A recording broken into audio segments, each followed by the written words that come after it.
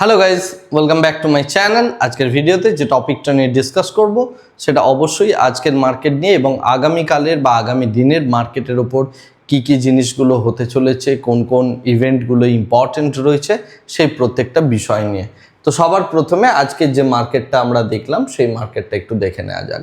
তো মার্কেট যথারীতি একটা বড় গ্যাপ আপ ওপেনিং, বড়সড় একটা ওপেনিং, তারপরে আমরা একটা তার ডাউন সাইডে আসা এবং পরবর্তীকালে স্লাইডলি গিয়ে একটা ফ্ল্যাট জায়গার মধ্যে আমরা মার্কেটের ক্লোজিং দেখলাম। সেম জিনিসটা আমরা নিফটি 50, সেন্সেক্স, আমরা যদি দেখি ব্যাংকেক্স বা bank Nifty, mid cap Nifty এবং স্মল ক্যাপ নিফটির মধ্যে দেখলাম। কিন্তু মিড ক্যাপ এবং স্মল ক্যাপ নিফটিতে স্লাইডলি পরিমাণ একটা পজিটিভিটি আমরা লক্ষ্য করেছি আজকের ডেটে।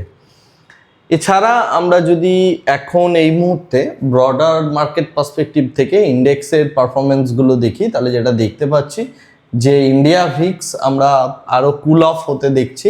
ইউএসডি আইএনআরও সেই সূত্রে দেখতে গেলে একটু পরিমাণ ডাউনসাইড, সামান্য পরিমাণ বিটকয়েনের মধ্যে একটা ইনক্রিজ হয়েছে এবং ইউএসের যে বন্ডের যে ইল্ড রয়েছে সেটাও মোটামুটিভাবে দেখতে গেলে ফ্ল্যাট আজকের মার্কেটের রেসপেক্টে।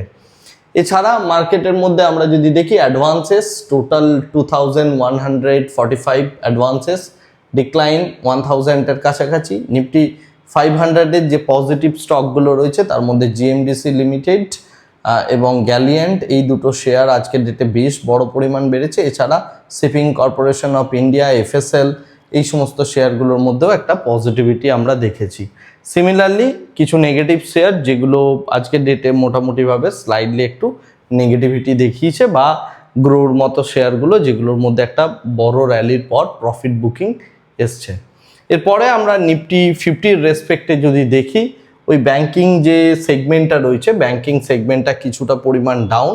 এছাড়া বাকি সমস্ত কিছুর মধ্যে একটা ফ্ল্যাট টাইপ অফ স্ট্রাকচার আজকের ডেটে মার্কেটে প্রত্যেকেই দেখালো।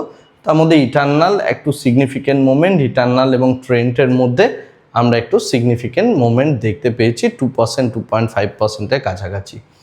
যেহেতু মার্কেটের স্ট্রাকচারটা আজকের ডেটে একটা ফ্ল্যাটিস কাইন্ড অফ স্ট্রাকচার, তো সেই জায়গা থেকে দেখতে গেলে এখানে একমাত্র মেটাল সেক্টরটা বেশ ভালো রকম গ্রোথ আমরা দেখেছি। এছাড়া কিছুটা পরিমাণ আমরা আইটির মধ্যে দেখেছি, 0.88%-এর মতো আইটির মধ্যে একটা মুভমেন্ট রয়েছে।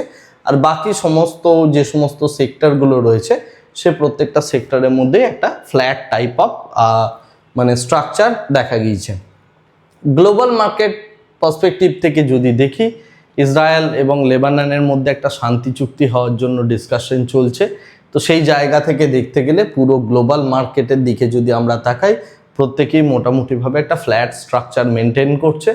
তার বিহাইন্ডে যে রিজনটা রয়েছে সেটা হচ্ছে প্রত্যেকেই এই চুক্তিটা কোন জায়গায় যায়, কতটা পজিটিভ হয়, নেগেটিভ হয়, সেটার দিকেই অ্যাকচুয়ালি লক্ষ্য রাখার একটা চেষ্টা চলছে। এবং সেই কারণে আমাদের ইনভেস্টর কমিউনিটি অ্যাকচুয়ালি একটু বেশি কনসাস। একই জিনিস আমরা দেখতে পাচ্ছি ব্রেন্ট এবং ডাব্লিউটিআই ক্রুডের মধ্যেও বড় রকমের কোনো মুভমেন্ট নেই, জাস্ট একটা ফ্ল্যাট কাইন্ড অফ স্ট্রাকচার দেখতে পাচ্ছি ডাব্লিউটিআই ক্রুড এবং তার সাথে ন্যাচারাল গ্যাসের মধ্যে। আর সিমিলারলি আমরা গোল্ড এবং সিলভারের মধ্যেও একটা ফ্ল্যাট কাইন্ড অফ স্ট্রাকচার দেখতে পাচ্ছি। জিঙ্ক অ্যান্ড অ্যালুমিনিয়ামের মধ্যে স্লাইডলি একটু আমরা বৃদ্ধি দেখতে পাচ্ছি, বিশেষ করে জিঙ্কের মধ্যে। এছাড়া প্রিসিয়াস মেটাল, বেস মেটাল এবং তার সাথে এনার্জি কমোডিটিজের মধ্যেও এমন কিছু বড় সিগনিফিকেন্ট মুভমেন্ট আজকের ডেটে নেই। আমরা যদি নিফটির ক্ষেত্রে ওপেন ইন্টারেস্ট নিয়ে বলি, তাহলে এই মুহূর্তে নিফটির যে ওপেন ইন্টারেস্ট সেটা দাঁড়িয়ে রয়েছে, মেনলি যেটা নিফটির ক্ষেত্রে রেজিস্ট্যান্স হিসাবে দাঁড়িয়ে রয়েছে সেটা হচ্ছে 24,500। আর সাপোর্টের দিক দেখতে গেলে মোটামুটিভাবে 24,000-এর কাছাকাছি আমরা একটা সাপোর্ট দেখতে পাচ্ছি। যদিও 24,000-এর সাপোর্টটা খুব যে স্ট্রং সাপোর্ট সেটা নয়, মোটামুটিভাবে একটা উইক সাপোর্ট বলা যেতে পারে, কারণ এখানে বেশ বড় রকমের বিল্ড আপ আমরা দেখতে পাচ্ছি না। 24,000-এর কাছে কল রাইটার, পুট রাইটার দুটো রেশিও মোরলেস সমানই বলা যেতে পারে। স্লাইডলি একটু কল রাইটিং কম আছে, যে কারণে মার্কেটটা একটু আপসাইডে রয়েছে। তো আগামীকাল আমরা এখানে একটা রেঞ্জ বাউন্ড মুভমেন্ট দেখার প্রবাবিলিটি অনেক বেশি রয়েছে। আর যদি আমাদের মার্কেট 24,000-এর নিচে ভাঙার চেষ্টা করে, তখন আমাদের 24,000-এর স্ট্রাইক প্রাইসটা দেখতে হবে, বা এর নিচে যদি গ্যাপ ডাউন ওপেনিং হয় সেক্ষেত্রে 24,000-এর স্ট্রাইক প্রাইসটা আমাদের লক্ষ্য রাখতে হবে। এছাড়া উপরের দিকে মোটামুটি 24,500-তে আমরা একটা রেজিস্ট্যান্স দেখতে পাচ্ছি। সুতরাং আপসাইড মোটামুটিভাবে একটা ক্যাপড রয়েছে সেটা বলা যেতে পারে। এরপরে আমরা যদি নিউজের রেসপেক্টে দেখি তাহলে আমরা উইপ্রোর মধ্যে যেটা দেখতে পাচ্ছি, উইপ্রোর যে নেট প্রফিট সেটা 12.3% কোয়ার্টার অন কোয়ার্টার বৃদ্ধি পেয়েছে এবং সেটা বৃদ্ধি পেয়ে 3,502 কোটি টাকা হয়েছে। উইপ্রোতে একটা ট্রেড এই মুহূর্তে রয়েছে যেটা ইজিলি প্রত্যেককে 20%-এর কাছাকাছি প্রফিট দিতে পারে বা গেইন দিতে পারে। সেই ট্রেডটা হচ্ছে উইপ্রো অ্যাকচুয়ালি একটা বাইব্যাক ঘোষণা করেছে এবং সেই বাইব্যাকের যে প্রাইস তারা ঘোষণা করছে সেটা কিন্তু 19% প্রিমিয়ামে দাঁড়িয়ে রয়েছে। অর্থাৎ কারেন্ট মার্কেট প্রাইসের রেসপেক্টে উইপ্রো শেয়ার যদি আমি হোল্ড করে থাকি এবং সেই শেয়ার যদি আমি কোম্পানিকে ফেরত দিয়ে দিই তাহলে তারা আমাকে 20%-এর কাছাকাছি বেশি প্রিমিয়ামে আমার শেয়ারগুলো বাই করে নেবে, রাইট? সেটা হচ্ছে বাইব্যাক। তো এটা একটা সেফ ট্রেড এই মুহূর্তে রয়েছে যেখান থেকে ইজিলি পয়সা বানানো যেতে পারে। যারা বাইব্যাকে পার্টিসিপেট করবেন তারা মোটামুটিভাবে দেখতে গেলে এই 19%-এর যে প্রিমিয়াম অ্যামাউন্ট সেটা কিন্তু ইজিলি নিতে পারে। তো এটা উইপ্রোর যারা শেয়ার হোল্ডার রয়েছেন, যাদের কাছে উইপ্রো শেয়ার রয়েছে তাদের জন্য কিন্তু এটা একটা গুড অপরচুনিটি বলা যেতে পারে। আচ্ছা, নেক্সট যে বিষয়টা ইম্পর্টেন্ট সেটা হচ্ছে এইচডিএফসি লাইফের Q4-এর যে গ্রোথ, সেই গ্রোথ বা মার্জিন সেটা ধীরে ধীরে কিছুটা পরিমাণ বৃদ্ধি পেয়েছে এবং সেক্ষেত্রে তাদের যে সেই প্যাটটা হচ্ছে 4.1 বিলিয়নের কাছাকাছি, 4%-এর কাছাকাছি ইয়ার অন ইয়ার বেড়েছে এটা দেখা যাচ্ছে। অর্থাৎ ইন্স্যুরেন্স সেক্টর বা ইন্স্যুরেন্স সেগমেন্টের মধ্যে একটা যে স্লো একটা গ্রোথ স্টোরি রয়েছে সেটা কিন্তু এইচডিএফসি লাইফের যে মানে কোয়ার্টারলি রেজাল্ট সেখান থেকে বিষয়টা একটু বোঝা যাচ্ছে। নেক্সট যে বিষয়টা ইম্পর্টেন্ট সেটা হচ্ছে ইন্ডিয়ার যে ক্রেডিট রেটিং সেটা BBB রেটিং পাওয়া গিয়েছে। এই অয়েল শক বা অয়েলের মধ্যে এত বড় রকমের ফ্ল্যাকচুয়েশনের পরেও ইন্ডিয়ার মধ্যে এই ক্রেডিট যে রেটিং কিন্তু কমেনি, একই জায়গায় রয়েছে। তো এটা ইন্ডিয়ান ইকোনমির জন্য একটা রেটিং এজেন্সিদের তরফ থেকে বলতে গেলে বা সেই পার্সপেক্টিভ থেকে যদি ব্যাখ্যা করা যায় তাহলে এটা মোটামুটি একটা পজিটিভ দিক বলা যেতে পারে। Last but not the least, যেটা সব থেকে ইম্পর্টেন্ট ইন্ডিয়ান মার্কেটের জন্য, সেটা হচ্ছে ইন্ডিয়ার গভর্নমেন্ট 90,000 কোটি টাকার আরবান ফান্ড রিলিজ করতে চলেছে।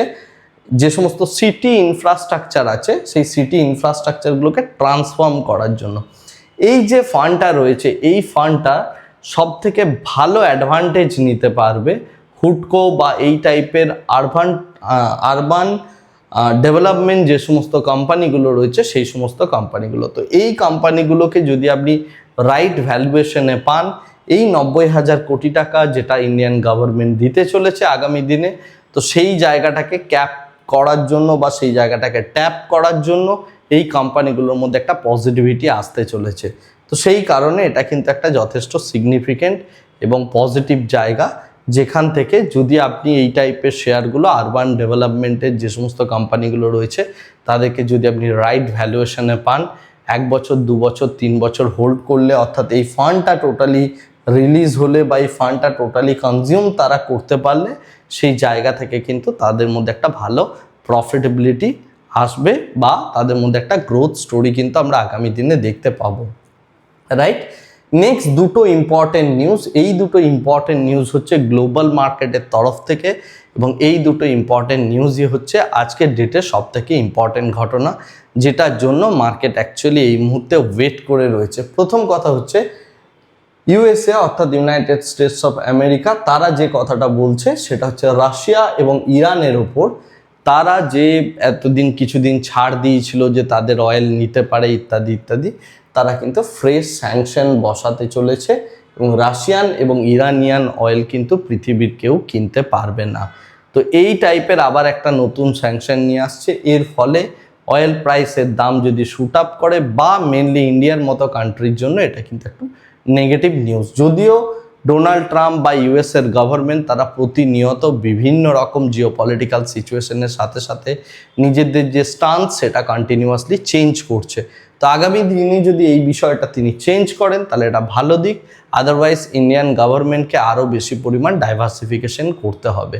সব থেকে ইম্পর্টেন্ট যে জিনিসটা দেখা যাচ্ছে, ইরানের ওপর স্যাংশনটা চাপানোর আগেই ইন্ডিয়া বেশ বিপুল পরিমাণ একটা অয়েল ইরানের থেকে অলরেডি তারা নিয়ে নিয়েছে এই স্যাংশনটা জাস্ট চাপানোর আগেই। ওকে, তো সেই দিক থেকে দেখতে গেলে একটু স্লাইটলি পজিটিভ দিক রয়েছে ইন্ডিয়ার জন্য, কিন্তু এই বিষয়টা যদি ইমপ্লিমেন্ট হয় তাহলে সেটা কিন্তু আবার নতুন করে জিওপলিটিক্যালি অনেক বেশি কমপ্লেক্সিটি তৈরি করতে চলেছে। তো এটার দিকে কিন্তু আমাদের নজর রাখতে হবে। আর পুরো মার্কেট বা গ্লোবাল মার্কেট যে জিনিসটার দিকে এই মুহূর্তে নজর রেখেছে সেটা হচ্ছে ইসরায়েল এবং লেবাননের মধ্যে সিজফায়ারের যে টক, সেই টকটা অলরেডি শুরু হয়ে গিয়েছে এবং এটা একটা ক্ষীণ আশা দেখাচ্ছে যে শান্তি চুক্তি হতে পারে ইসরায়েল এবং লেবাননের মধ্যে। এবং মার্কেট, পুরো গ্লোবাল মার্কেট থেকে শুরু করে আমাদের মার্কেট প্রত্যেকেই কিন্তু এই বিষয়টার দিকে তাকিয়ে রয়েছে যে এটা অ্যাকচুয়ালি কী হয়। কারণ যেদিকে যাবে, যে ডাইরেকশনে যাবে এই পুরো ডিসকাশনটার গতি প্রকৃতি, সেই অনুযায়ী কিন্তু আগামী দিনের মার্কেট ধীরে ধীরে চলতে শুরু করবে। আজকের ভিডিওটাকে আর এর থেকে বেশি দীর্ঘায়িত করছি না, ভিডিওটাকে এই জায়গাতেই স্টপ করছি। Thank you very much, bye bye, tata.